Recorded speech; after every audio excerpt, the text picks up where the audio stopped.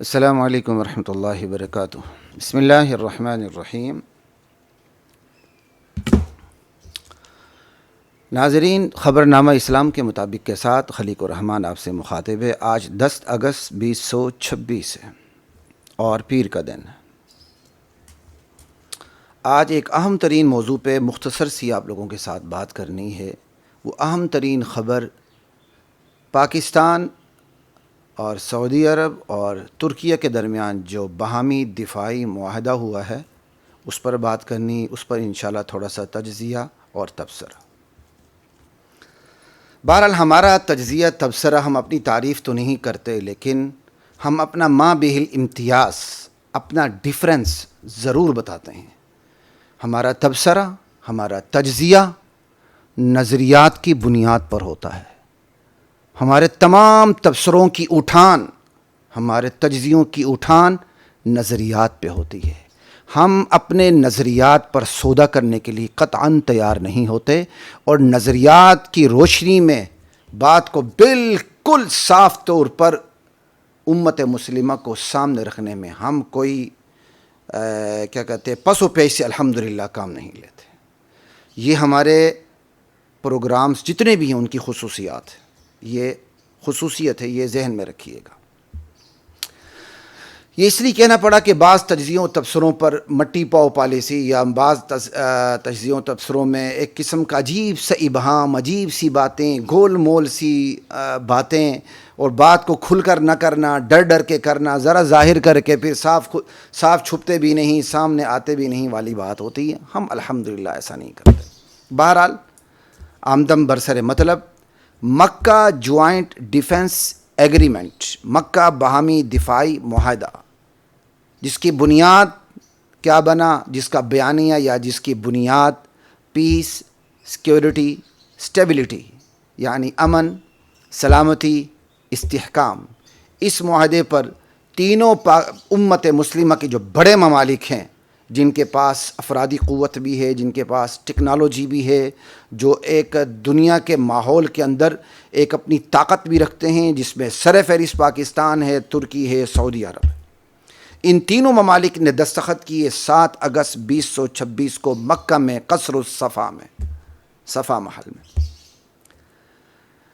ان ممالک میں جو معاہدہ ہوا، اس کے اہم ترین جو نکات ہیں وہ خود ہمارے نائب وزیر اعظم، وزیر خارجہ اسحاق ڈار نے خود نشر کی ہیں، خود بیان کر دی ہیں، جس کا باقاعدہ اس وقت اخبارات میں یہ وہ اہم ترین نکات ان کے حوالے سے موجود بھی ہیں۔ اسے بھی ہم تھوڑا سا اختصار کے ساتھ دہرا دیتے ہیں، پھر آگے ان پہ تبصرے بھی کرتے ہیں۔ مکہ معاہدہ ان ممالک کے درمیان، جو یہ 3 ممالک ہیں، پاکستان، سعودی اور ترکی، ان ممالک کے درمیان موجود کسی بھی دو طرفہ یا کثیر جہتی معاہدے یا دیگر ممالک اور تنظیموں کے ساتھ موجود معاہدوں کو منسوخ یا تبدیل نہیں کرتا اور نہ ہی ان کی جگہ لیتا ہے۔ یہ آسان الفاظ نہیں، انشاءاللہ ہم اس پہ جا کے آگے تبصرہ کریں گے۔ ان 3 ممالک کا باہم آپس میں کوئی معاہدہ ہے، یا ان 3 ممالک کا دیگر ممالک کے ساتھ، چاہے وہ امت کفریہ ہوں، امت مسلمہ ہوں، دیگر ممالک کے ساتھ کوئی معاہدہ ہے، تو یہ جو نیا معاہدہ ہے ان کی جگہ نہیں لیتا، انہیں منسوخ نہیں کرتا، انہیں تبدیل نہیں کرتا۔ ٹھیک ہے جی؟ مقصد کیا ہے؟ تینوں ممالک میں سے کسی ایک پر بیرونی مسلح حملہ، تینوں پر حملہ تصور کیا جائے گا۔ اور اگلی بات، یہ جو معاہدہ ہوا ہے اور یہ تینوں ممالک میں سے کسی ایک پر حملہ، تینوں پر حملہ تصور کیا جائے گا، یہ جو معاہدہ ہے جو اقوام متحدہ کے چارٹر کے آرٹیکل 51 کے تحت انفرادی اور اجتماعی دفاع کے فطری حق سے ہم آہنگ ہے، یعنی ہم نے دہائی دی ہے کہ اے طاغوتی قوتوں، ہم اقوام متحدہ کے چارٹر سے باہر نہیں نکلے۔ آخر را اشارہ کافی ہے، العاقل تکفیہ الاشارہ، آگے جا کے بات کریں گے۔ بہرحال ہمارے نزدیک some thing is better than nothing, سمجھ آئی؟ ما لا یدرک کلہ لا یترک کلہ، شاید اردو میں اس کو کہتے ہیں بھاگتے چور کی لنگوٹی سے ہی، یار کچھ تو آ رہا ہے نا، ہم اس کی بھی قدر کرتے ہیں۔ آگے چلتے ہیں۔ بہرحال اس بیان میں یہ بھی ہے جو اسحاق ڈار نے جو اس معاہدے کے اہم نکات بیان کی ہیں، اس بیان میں یہ بھی ہے کہ یہ معاہدہ دیگر ممالک کے لیے بھی کھلا ہے، جو تنازعات کے پرامن حل کے خواہاں ہوں ان کے لیے بھی یہ کھلا ہے۔ بہرحال امن کے دور کیا کہتے ہیں، جنگ میں امن کی جو رٹ ہوتی ہے نا، وہ بڑی کمزوری ہوتی ہے۔ خیر، یہ ایک دنیا کی اپنی پالیسیاں بھی ہوتی ہیں، اپنی مجبوریاں بھی ہوتی ہیں۔ چلیں آگے جا کے بات کریں گے، تھوڑا تھوڑا ہم تبصرہ کر رہے ہیں، ہمارا بنیادی تبصرہ آگے جا کے آئے گا۔ اچھا جی، ترکی نے کہا کہ یہ معاہدہ نیٹو کے آرٹیکل 5 کی طرح ہے، ٹھیک ہے جی۔ اب اس میں ممالک میں کون کون ہے؟ ترکی ہے، پاکستان ہے اور سعودیہ ہے، تو خود ترکی تو نیٹو کا رکن ہے، اس پر بھی آگے بات کریں، ٹھیک ہے جی۔ اب 3 بڑی قوتیں ہیں، پاکستان، ترکی، سعودیہ۔ پاکستان بہت بڑی عسکری قوت ہے جسے دنیا مانتی ہے الحمدللہ۔ ترکی بھی بہت بڑی عسکری قوت ہے، ترکی کا دفاع بہت مضبوط ہے الحمدللہ۔ اور سعودیہ یہ دنیا کی مانی ہوئی معاشی قوت ہے۔ یہ ہے ان تینوں کا اتحاد۔ پھر غالباً ترکی کی خواہش ہے کہ مصر بھی شامل ہو، شاید ان قریب مصر بھی اس کے اندر آ جائے گا، وہ بھی ایک چوتھے نمبر پر امت مسلمہ کی ایک قوت سمجھی جاتی ہے، کیا کہتے ہیں، مصر کی جو مملکت ہے۔ پھر اس کے اندر قطر، کویت، دیگر ممالک بھی آتے چلے جائیں گے، ٹھیک ہے جی۔ اب ہم اس پر انشاءاللہ بولیں یا ماشاءاللہ بولیں یا جزاک اللہ بولیں یا خود تھوڑے سے دڑکے ہمارے دلوں میں آئے، میں اس پہ کیا بات کروں، آگے جا کے بات کرتے ہیں۔ بہرحال خلافت عثمانیہ کے بعد، خلافت عثمانی کے سقوط کے بعد اگر تھوڑا بہت یہ کام ہو رہا ہے تو بہرحال ہم اچھی امید لگا کے بیٹھے ہیں۔ ہمارے خدشات، ہماری امیدیں، اس پر ہم بعد میں بات کریں گے۔ اچھا جی، بعض لوگ یہ تاثر بھی دیتے ہیں کہ بھائی یہ معاہدہ جو ہے پاکستان، سعودیہ، ترکیہ کا، یہ ایران کے خلاف ہوا ہے، ٹھیک ہے۔ کیسے کہ بھائی ایران اس وقت عرب ممالک پر حملہ آور ہے، امریکی اڈوں کے بہانے، صاف صاف حملہ آور ہے، ٹھیک ہے۔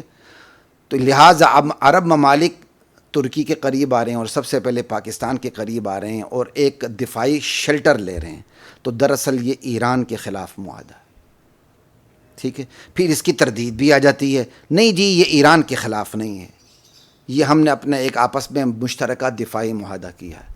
لیکن میں آپ کو صاف بتا دوں، پاکستان کو بھی اس حقیقت کا ادراک ہے، اور پاکستان سے زیادہ المملکت العربیۃ السعودیہ کو بھی اس حقیقت کا ادراک ہے کہ ایران کی طاقت ہمیشہ ہمارے خلاف استعمال ہوگی۔ اگر ایران اٹامک پاور بن بھی گیا، جسے اسرائیل یا امریکہ یا طاغوتی قوتیں ہی بنائیں گی، خود وہ کچھ بھی نہیں کر سکتا، ٹھیک ہے۔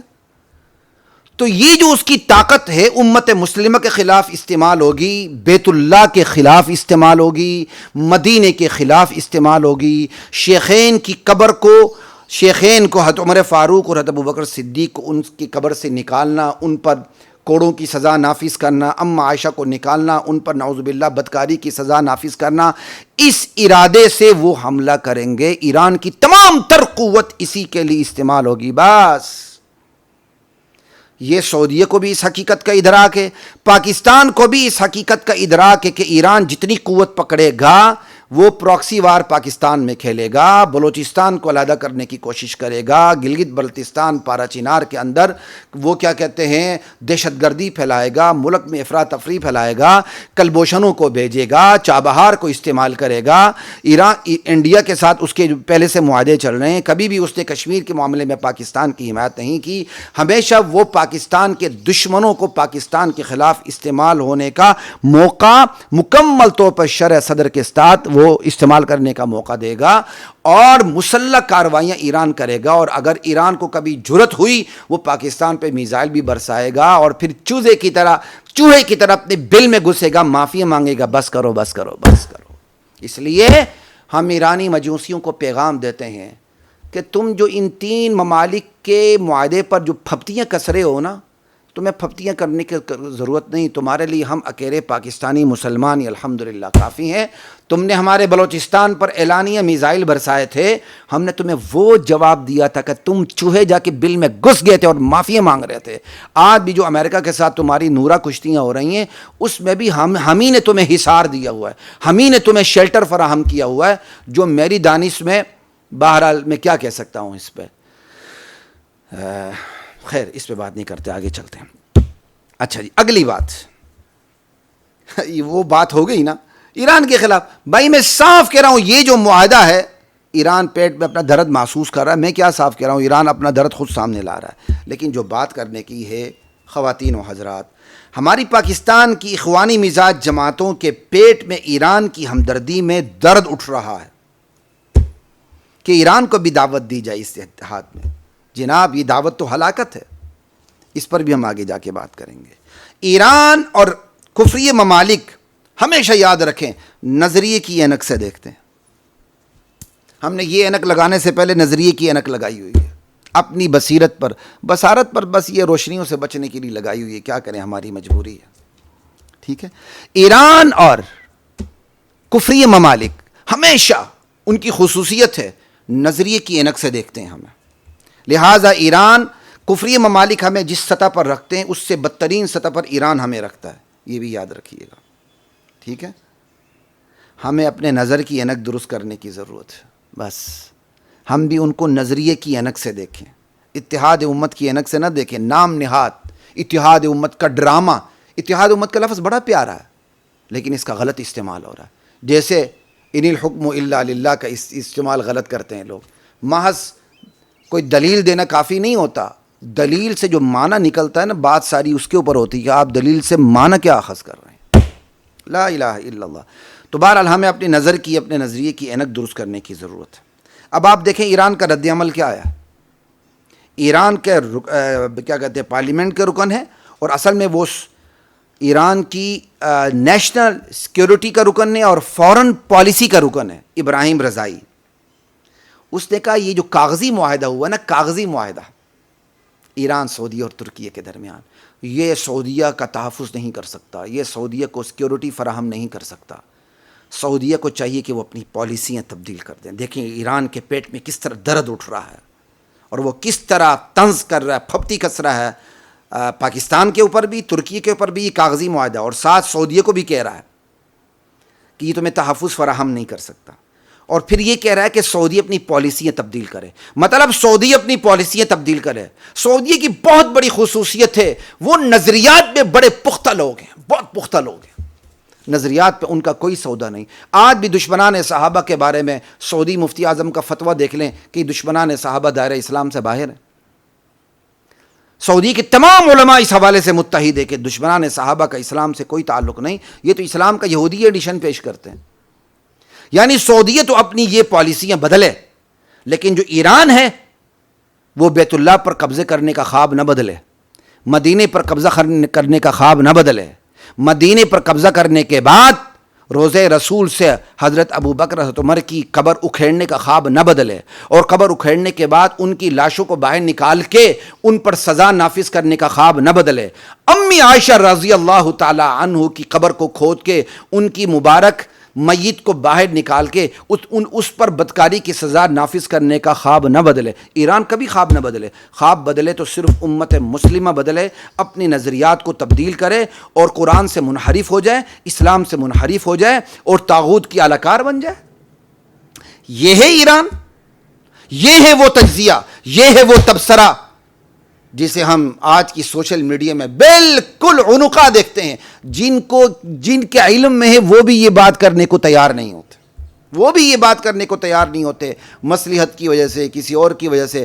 کچھ ایسے ساتھی ہیں جو کچھ ایسے اداروں میں موجود ہیں کہ وہ ادارے ان کو گرفت میں رکھتے ہیں, کیونکہ وہ ادارے ان کو تنخواہ دیتے ہیں, ان اداروں کے وہ اینکر ہیں, اگرچہ وہ نظریاتی طور پر پختہ ہیں, لیکن ان اداروں کی گرفت کی وجہ سے ان کے اندر سے سچی بات کبھی کبھی نکلتی ہے, لیکن اس پر پھر خول چڑھ جاتا ہے. پھر وہ کبھی کبھی پیچھے ہٹتے ہیں اور پھر ایسے ہٹتے ہیں کہ دین کو غبار آلود کر دیتے ہیں. پھر کبھی کبھی ان کا ایمان جاگتا ہے تو تھوڑا سا باہر آتے ہیں, پھر ادارہ ان کے اوپر اپنی گرفت مضبوط کر دے تو پھر وہ بیچارے دل میں چلے جاتے ہیں. سمجھ گئے ہوں گے بہت سے ساتھی. ٹھیک ہے, بہرحال ہم ان ساتھیوں پر تان نہیں کر رہے، وہ تان ہے یا نہیں جو بھی ہے، لیکن ان کے حق میں دعا بھی کرتے ہیں کہ یا اللہ تعالیٰ ان کو ایسے اداروں کی گرفت سے بچا، ایسے اداروں کی چنگل سے ان کو معاشی طور پر، نظریاتی طور پر آزاد کر دے، تاکہ وہ اس ایسے ماحول میں جو قحط الرجال کا ماحول ہے، اس کے اندر وہ کالے سفید کو الگ کر کے، حق و باطل میں تمیز پیدا کر کے، دین کو غبار آلود ہونے سے بچا کے، دین کی حقیقت کو واشگاف الفاظ میں بیان کرنے کی اللہ ان کو توفیق عطا فرمائے۔ اللہ ایسے اچھے لوگوں کو ایسے کنٹرولڈ اداروں کی گرفت سے، چنگل سے آزاد کرے۔ ہماری اس چینل سے ان کے لیے دعا ہے۔ لا الہ الا اللہ۔ یہ ایران کا بغض فی شیطان کیوں ہے؟ کبھی آپ نے سمجھا ہے؟ یہی ہے، ایران کا دین ہی الگ ہے جناب۔ صرف اسلام کا لیبل لگانے سے کوئی مسلمان تو نہیں ہوتا، کوئی امت مسلمہ کا فرد تو نہیں بن جاتا۔ لا الہ الا اللہ۔ لیکن یہ جو ایران نے پھپتی کسی ہے کہ ان کاغذی معاہدوں سے سعودیہ کو کوئی تحفظ فراہم نہیں ہو سکتا، سعودیہ کو بھی سبق لینا ہے۔ جن کے آبا نے ایران کے چیتھڑے اڑا دیے تھے حضرت عمر فاروق رضی اللہ تعالی عنہ کی امیری میں، خلافت میں چیتھڑے اڑا دیے تھے۔ روم کے چیتھڑے تو قسطوں میں اڑے تھے جناب، یہ فارس کے جو چیتھڑے اڑے تھے نا، یہ ایک ہی وار میں اڑے تھے۔ روم قسطوں میں گیا، ایران قسطوں میں نہیں گیا۔ یہ تاریخ پڑھیں آپ کو پتہ چلے گا۔ ایران کے چیتھڑے اڑا دیے تھے ان عربوں نے، جو یہ زخم آج تک یہ ایرانی مجوسی نہیں بھولتے۔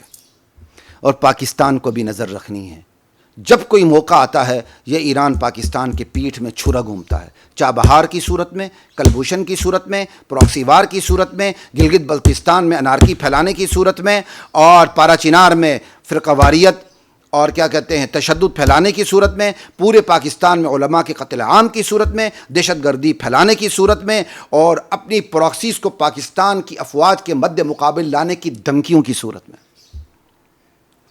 تو پاکستان کو ان پر خصوصی نظر رکھنے کی ضرورت ہے، ان چوہوں کو بلوں میں پہنچانے کی ضرورت ہے، ورنہ یہ چوہے کترتے رہیں گے۔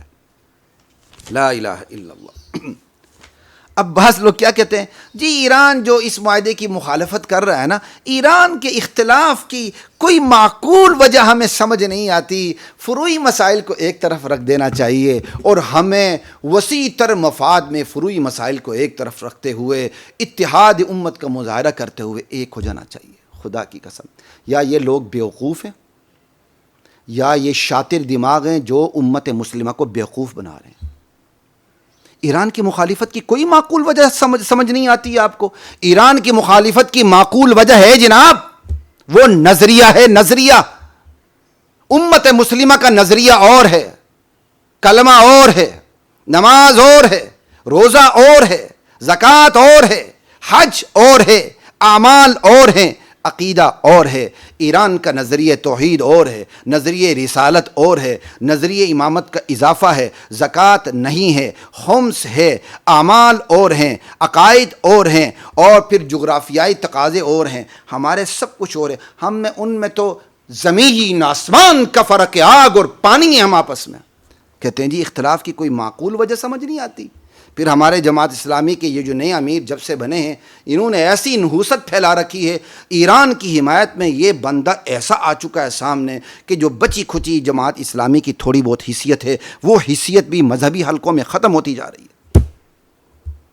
ایران کی حمایت میں یہ بندہ اس طرح آتا ہے الامان والحفیظ۔ صحابہ کی غیرت کبھی اس کے اندر پیدا نہیں ہوئی کہ ایران صحابہ کے بارے میں کیا لٹریچر پوری دنیا میں پھیلا رہا ہے اور پاکستان میں کیا پراکسی وار کھیل رہا ہے۔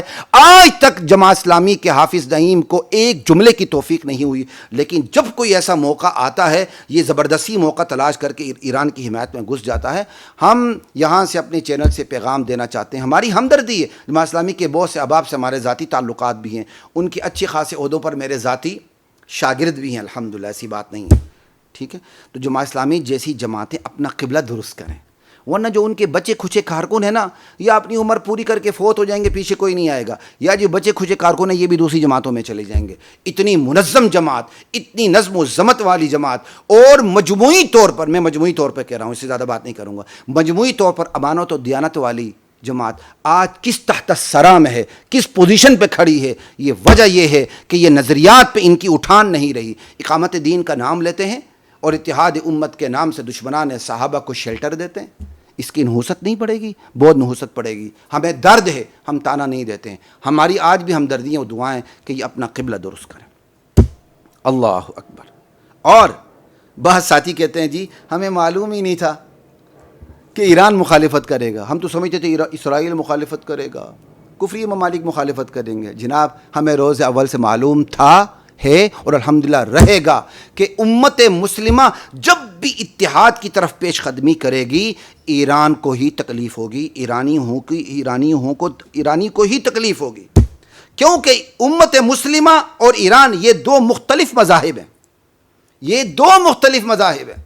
لہذا اپنے اداروں میں دشمنان صحابہ کو مدعو کر کے اور دشمنان صحابہ میں سے جو بعض لوگ ہیں ان کے تقیے کو دلیل کے طور پر پیش کر کے، ان میں سے بعض تقیہ کرتے ہیں نا جی ہم گستاخی نہیں کرتے، ہم گستاخی کرنے کے والوں کے خلاف تو دیکھو ابو بکر کی گستاخی کی تو FIR ہم درج کروا رہے ہیں. تو ان کے بعض الناس کے تقیے کو دلیل کے طور پر پیش کر کے اپنے اداروں میں دشمنان صحابہ کو مدعو کرتے ہیں اور اتحاد امت کا پھر ڈرامہ رچاتے ہیں. اللہ اکبر. لہٰذا ہم اپنے اداروں میں دشمنان صحابہ کو مدعو کر کے اتحاد امت کا ڈرامہ رچانے والوں کو یہ ہم متنبہ کرتے ہیں کہ ہوش کے ناخن لو، وگرنہ اس گناہ میں، دین کو غبار آلود کرنے کے جرم میں، غداری کرنے کے جرم میں، دشمنان صحابہ کو شیلٹر دینے کے جرم میں تم برابر کے شریک ہوگے. ہمارے پروگرام کی خواتین و حضرات یہی خصوصیت ہے، ہم نظریات کی بات کرتے ہیں، ہمارے تبصروں اور تجزیوں کی اٹھان ہی نظریات کے اوپر ہوتی ہے. اب یہ جو پاکستان کا معاہدہ، ترکی کا اور سعودیہ کا معاہدہ ہوا، باہمی مشترکہ معاہدہ جس کو مکہ باہمی دفاعی معاہدہ کا نام دیا گیا، مکہ جوائنٹ ڈیفنس ایگریمنٹ، جو پیس، سیکیورٹی اور اسٹیبلٹی پر مبنی ہے. اب اس کے حوالے سے میں تھوڑی سی چند خدشات کا اظہار کرتا ہوں، اللہ تعالیٰ کرے کہ یہ خدشات غلط ثابت ہو جائیں. ٹرمپ کی پوری نظر ہے. ٹرمپ جو ایک طاغوتی قوتوں کا نشان ہے، ٹرمپ نے کہا ہے ٹھیک ہے یہ معاہدہ ہوا، لیکن معاہدہ کرنے والے جو ممالک ہیں وہ اپنی بین الاقوامی ذمہ داریوں سے بھی سامنے رکھیں. تو یہ براہ راست اس وقت تینوں ممالک بھی ہٹ ہو رہے ہیں. سب سے اسپیشلی ہٹ ہو رہا ہے ترکی، کیونکہ ترکی نیٹو کا رکن ہے. اب بتائیے گا، ایک طرف وہ نیٹو کا رکن ہے، کوئی ایسی جنگ لگ جاتی ہے تو وہ نیٹو کی حمایت میں اپنی فوج بھیجے گا، یا یہ جو مسلم نیٹو جس کو نام دیا جا رہا ہے اس کی حمایت میں اپنی فوج بھیجے گا اگر کوئی ایسی صورتحال پیدا ہو. تو بہرحال یہ کمزوریاں تو ہیں نا، بہت بڑی کمزوری ہے. ترکی نیٹو کا رکن ہے جناب. اور مجھے آج تک یاد ہے، جو مجھے آج تک ڈائجسٹ نہیں ہوئی، جب افغان جہاد ہو رہا تھا اس وقت اسی ترکی کے اسی وزیر اعظم یا صدر اردوان نے کہا تھا کہ افغانستان سے جو سب سے آخر میں فوج نکلے گی وہ ہماری ہوگی، ترکی کی. چونکہ نیٹو کا رکن ہے لہذا ترکی کی فوج بھی جہاد افغانستان میں مجاہدین کے خلاف میدان میں موجود تھی. یہ آپ کو پتہ ہونا چاہیے، تاریخ مت بھولیے گا. تو یہ کوئی چھوٹا خدشہ نہیں ہے جناب اس معاہدے کے حوالے سے، ٹھیک ہے. اور ٹرمپ نے ہلکے پھلکے انداز میں وارننگ بھی دے دی ہے. اب دوسرا خدشہ، یہ جو معاہدہ ہوا ہے وہ اقوام متحدہ کے چارٹر کی روشنی میں ہوا ہے. کہتا ہے جی اقوام متحدہ کے چارٹر کے آرٹیکل 51 کے تحت انفرادی اور اجتماعی دفاع کے فطری حق سے ہم آہنگ ہے. آپ اندازہ کر لیں امت مسلمہ پر کیا سوال آیا ہوا ہے کہ ہم آپس میں معاہدہ کرتے ہوئے بھی ہم پناہ کہاں لیتے ہیں؟ اقوام متحدہ کے چارٹر میں پناہ لیتے ہیں کہ طاغوتی قوتوں، اے ہمارے خداؤ، ہم سے کوئی ناراض ہونے کی ضرورت نہیں، ہم سے گھبرانے کی ضرورت نہیں. ہم نے یہ معاہدہ تمہارے لکھے ہوئے چارٹر کی روشنی میں کیا ہے. یا اللہ وہ وقت لے آیا ہم اقوام متحدہ سے بے نیاز ہو جائیں. اے اللہ اس امت مسلمہ کو وہ وقت عطا کر دے ہماری زندگی میں ہی کہ ان کی اپنی اقوام متحدہ ہو، ان کی اپنی اقوام مسلمہ ہو. انما المؤمنون اخوہ کے تحت ہمارا آپس میں معاہدہ ہو، ہمارا ایک خلیفہ ہو جو ہم سب کو چلائے. یہ دوسرا خدشہ ہے ہمارا. تیسرا خدشہ، ماضی میں ایسے اتحادوں کو ناکام بھی بنایا گیا. اللہ تعالیٰ اس اتحاد کو ناکامی سے دوچار ہونے سے بچا کے رکھے. چوتھا خدشہ ہمارا اصل معاہدہ سعودیہ کے ساتھ ہے. خواتین و حضرات یہ بات ذہن میں رکھیں. 10 مئی 2025 کو جو انڈیا کو ہماری پاک افواج نے عبرتناک شکست دی، اس کے بعد ستمبر 2025 میں ریاض میں پاکستان کا سعودیہ کے ساتھ دفاعی معاہدہ ہوا، جو امت مسلمہ کے لیے دنیا کی سب سے بڑی خوشخبری تھی اور ہے الحمدللہ. یہ دفاعی معاہدہ ہمارا موجود ہے. ہلکا سا خدشہ یہی ہے کہ بس یہ خدشہ متاثر نہ ہو. ہماری دعا ہے یہ متاثر نہ ہو، کیونکہ جو چیز پھیلتی چلی جاتی ہے اس میں کمزوریاں آتی چلی جاتی ہیں. اتحاد پھیلے تو کمزوری نہیں آتی، لیکن اس وقت چونکہ اقوام متحدہ کے شیلٹر کے نیچے اتحاد ہو رہا ہے، تو میری دانش میں اللہ کرے یہ میرا خدشہ بالکل غلط ثابت ہو. جو اتحاد اقوام متحدہ کے چارٹر کی روشنی میں ہو وہ جتنا پھیلے گا اتنا کمزور ہوگا اور پھیلتے پھیلتے بالکل نابود ہو جائے گا.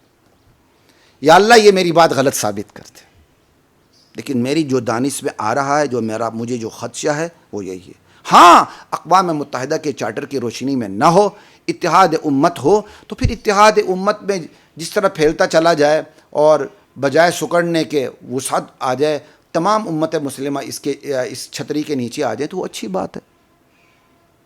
اس پہ پھر کوئی خدشہ نہیں. خدشہ جو ہے وہ آپ کے سامنے رکھ دیا گیا. ٹھیک ہے جی. اب امید، خدشات پر بات ہو گئی، تھوڑی سی امید پہ بات کر لیتا ہوں. یہ جو معاہدہ ہوا ترکی پاکستان سعودیہ کا، بھائی امید تو قائم ہو گئی نا. کیوں؟ کم سے کم امت مسلمہ نے ضرورت تو محسوس کی نا ایک سٹیج پہ آنے کی، کہ ہمیں ضرورت ہے کہ ہم وقت کے شیطانوں کے خلاف، منافقین کے خلاف، کھلے شیطان اسرائیل کے خلاف، خفیہ شیطان ایران اور ایران کے ہم نواؤں امریکہ سب کے خلاف کم سے کم اپنا دفاع تو کریں. یہ ضرورت تو محسوس کی نا. تو یہ بڑی اچھی بات ہے، خوش آئند بات ہے. ٹھیک ہے. اور دوسرے نمبر پر دوسری بات جو خوش آئند ہے، دوسرے نمبر تو نہیں کہہ سکتا، دوسری بات جو خوش آئند ہے وہ یہ ہے کہ ترک پاکستان اور سعودیہ کا جو اتحاد ہوا، اس میں جو ترکی اور سعودیہ کے جو آپس میں ایک شروع سے آپس میں بہت چلا آ رہا ہے دوری خلافت عثمانی کے سقوط کے بعد، امید ہے کہ وہ دوریاں بھی ختم ہوتی چلی جائیں گی. اور تیسری خوش آئند بات یہ ہے کہ سعودیہ کا پاکستان اور جو ترکی کے ساتھ اتحاد ہے، اس کے اثرات ہمارے برصغیر پاک و ہند پر بھی اور ترکیہ کے عقائد اور اعمال پر بھی پڑیں گے. سعودیہ بدعات سے پاک اور مبرہ ایک ملک ہے، تو جب سعودیہ کا مزید اتحاد پاکستان کے ساتھ ہوگا اور ترکیہ کے ساتھ ہوگا تو ترکیہ میں تو حد سے زیادہ بدعات ہیں، یعنی شرکیہ بدعات ہیں، شرک تک پہنچی ہوئی بدعات حد سے زیادہ ہیں، بہت زیادہ ہیں. تو انشاءاللہ اس کا اثر ترکی پر بھی پڑے گا اور ہمیں امید ہے کہ پاکستان پر بھی پڑے گا. یہاں سے انشاءاللہ بدعات کا بھی آہستہ آہستہ خاتمہ ہونا شروع ہو جائے گا. ہم بہرحال امید تو ہم لمبی رکھتے ہیں بھائی. اور پھر آخرکار امت مسلمہ ایک ہو جائے گی. ہمیں امید ہے وہ وقت آئے گا کہ ہم کونوا عباد اللہ اخوانہ کا مصداق بنیں گے. یا اللہ کے بندو بھائی بھائی بن جاؤ، اللہ کے نبی کی حدیث ہے. انشاءاللہ ہم اس کے مصداق بنیں گے. انما المؤمنون اخوہ، یہ سورۃ الحجرات کی آیت ہے کہ مومن تو آپس میں سگے بھائیوں کی طرح. اخوہ سگے بھائیوں کے لیے آتی ہے، تو کہا مومن تو آپس میں سگے بھائیوں کی طرح. انما المؤمنون اخوہ. ٹھیک ہے جی. ہاں بنیاد نظریہ ہے. ہمیں امید ہے جس طرح ان تینوں ممالک نے آپس میں اتحاد کرتے ہوئے ایران اور ایران نوازوں کو باہر رکھا، آئندہ بھی ایران کو باہر رکھیں گے، ایران نوازوں کو باہر رکھیں گے. کیونکہ ایران کے ساتھ، ایران نوازوں کے ساتھ ہمارا جو اختلاف ہے وہ کوئی فروعی اختلاف نہیں ہے. ہمارا اختلاف ان کے ساتھ ایسا ہی ہے جیسے اسرائیل کے ساتھ ہے، امریکہ کے ساتھ ہے، بلکہ اسرائیل اور امریکہ کے ساتھ ہمارا اختلاف چھوٹا ہے. اور ایران کا جو مذہب ہے جس میں قرآن تحریف شدہ ہے، یہ اصل قرآن نہیں، ان کی نماز اور ان کی زکوٰۃ اور ان کے اعمال اور ان کے حج اور سب کچھ اور مکہ مدینے پر قبضہ کرنے کے خواب. تو اس لحاظ سے تو یہ چھپا کفر کھلے کفر سے زیادہ نقصان ہے. تو ہمیں امید ہے کہ انشاءاللہ آنے والے وقتوں میں بھی مصر شامل ہوگا، عرب امارات شامل ہوتے چلے جائیں گے، دیگر عرب ممالک آئیں گے، دیگر اور ممالک بھی آتے جائیں گے، لیکن انشاءاللہ یہ ایران جیسے ممالک اس اتحاد سے باہر رہیں گے. ہمیں امید بھی ہے اور ہماری اللہ سے دعا بھی ہے. السلام علیکم ورحمۃ اللہ وبرکاتہ.